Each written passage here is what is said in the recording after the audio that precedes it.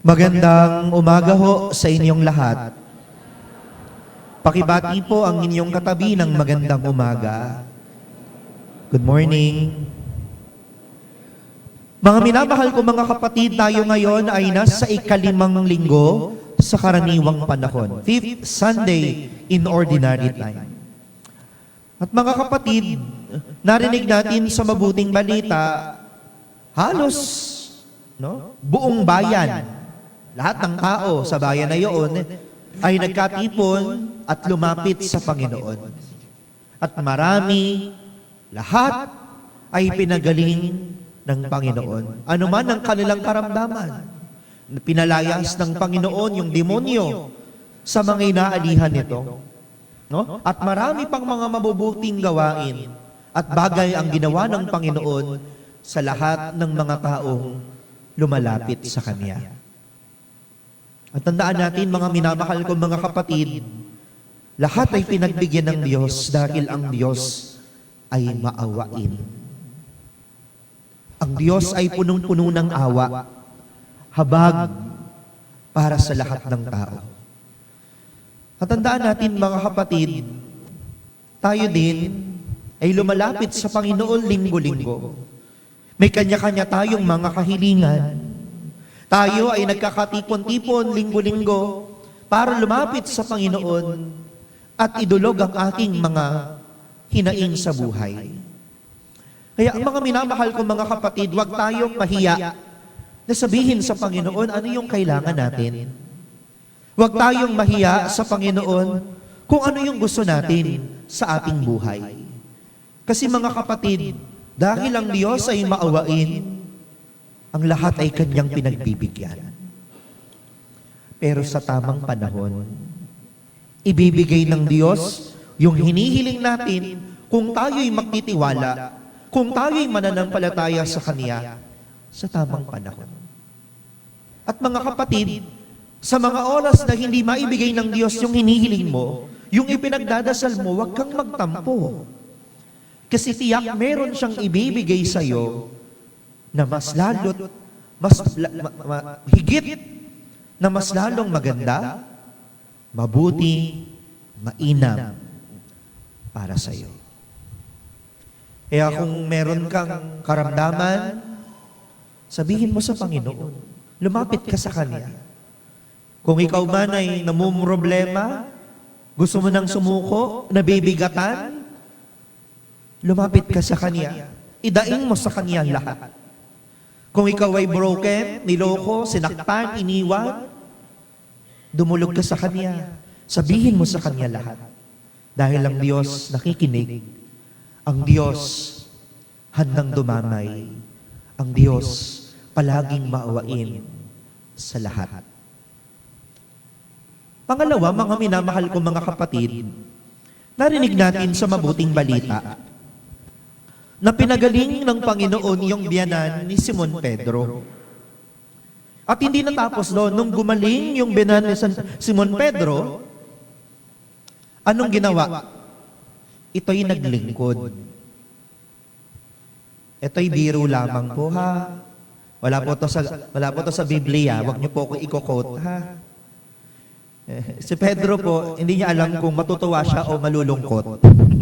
Bakit? Kasi gumaling na yung biyanan niya. Ko alam kung nagets po yung joke, no?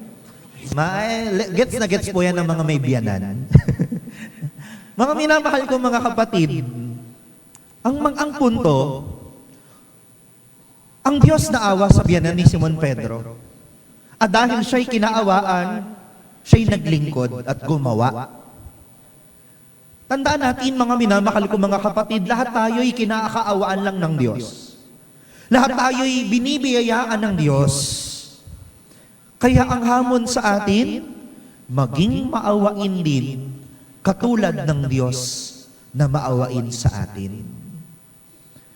Hindi pwedeng kinakaawaan ka ng Diyos, pero ikaw wala kang malasakit sa iba.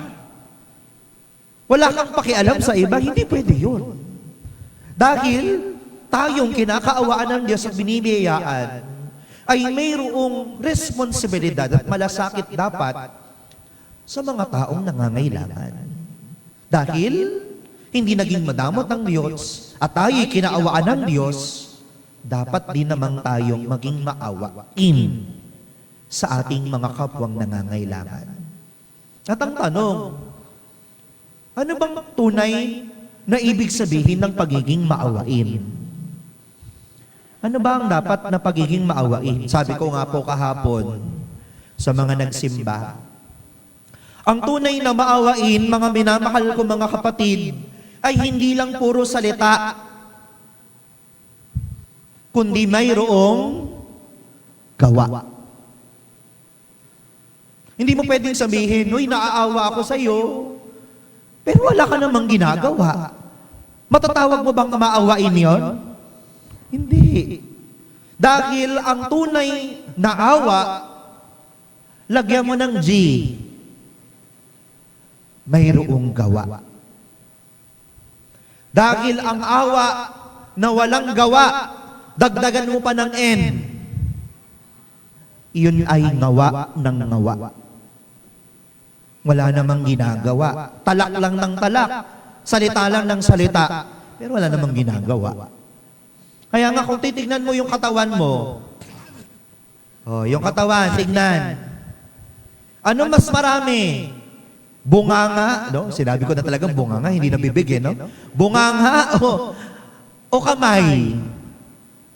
Ano mas marami? Bunganga? Meron po ba dito 5 yung bunganga niya? Meron po ba? Aba, kakatakot yan, ha? 5 bunganga mo. No? Ano ibig sabihin nun? Na dapat, huwag kang puro salita. Dapat may paggawa. Kaya nga isa lang yung bunganga natin eh.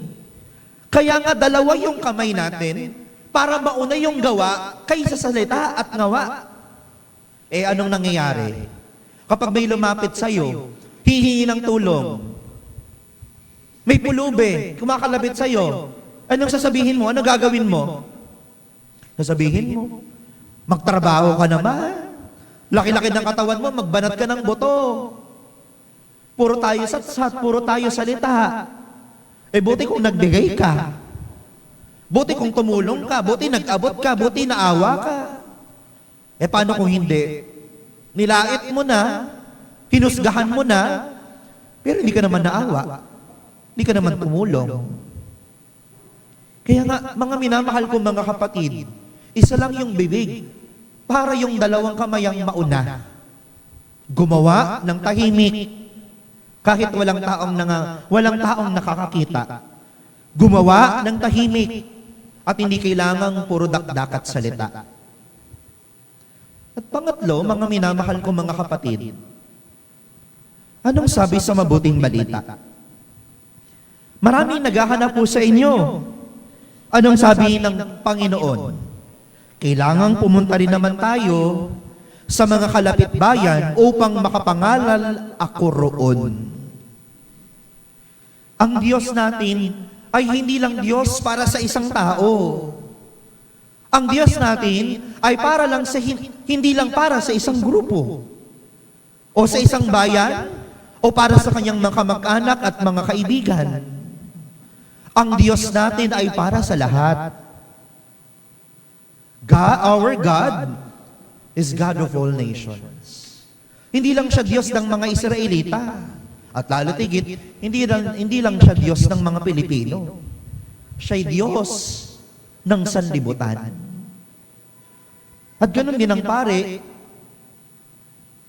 Ang pare, hindi lang para sa isang tao. Kaya nga hindi kami nag-aasawa eh. Ang pare, hindi lang para sa isang grupo. Ang pare, hindi lang sa isang organisasyon o sa isang komisyon. Ang pare, hindi lang para sa isang lugar. Kaya nga kami palipat-lipat. No? Nalilipat ng ibang assignment. Ang pari, hindi para sa kanyang pamilya at para sa kanyang mga kamag-anak. Kaya nga hindi kami na-assign sa sarili naming parish. Kaya nga kami nakatira sa kumbento at hindi sa aming sariling tahanan. Lapit-lapit lang ng bahay namin, nandiyan yung kuya ko. Lapit-lapit ng bahay namin, hindi naman ako umuwi doon. No?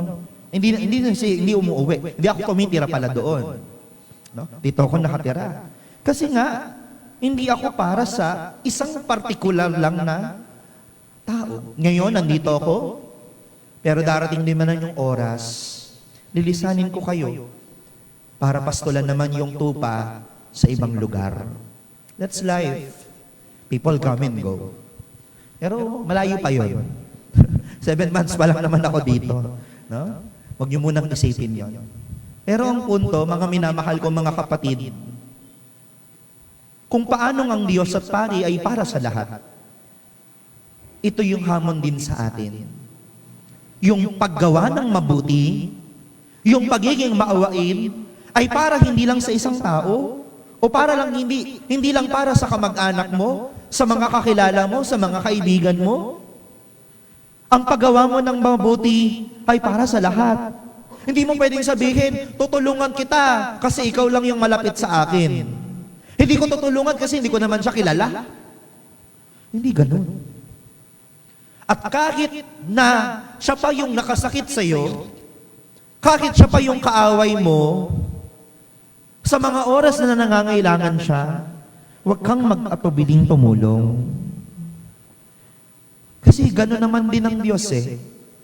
Ang Diyos natin ay Diyos para sa lahat. Kahit sa mga taong nakakasakit sa Kanya. Tayo, mga tao, ilang beses ba natin nasaktan ng Diyos? Sa mga paulit-ulit nating mga kasalanan. At sa mga pagkakataon na tayo nagkasala, hindi naging tapat at nasaktan siya, tumigil ba siya sa atin na maging maawain? Nabiyayaan tayo sa ating mga pangangailangan? Hindi naman, di ba? Patuloy siyang naging maawain. Patuloy siyang nagbigay ng mga biyaya kahit nasasaktan natin siya. At ganun din tayo. Gagawa ka ng mabuti, kaibigan mo man o kaaway, kakilala mo man o hindi, kapamilya o mag-anak mo man o hindi mo kakilala. Ang paggawa ng mabuti ay walang pinipiling tao. Ang pagiging maawain katulad ng Diyos ay para sa lahat.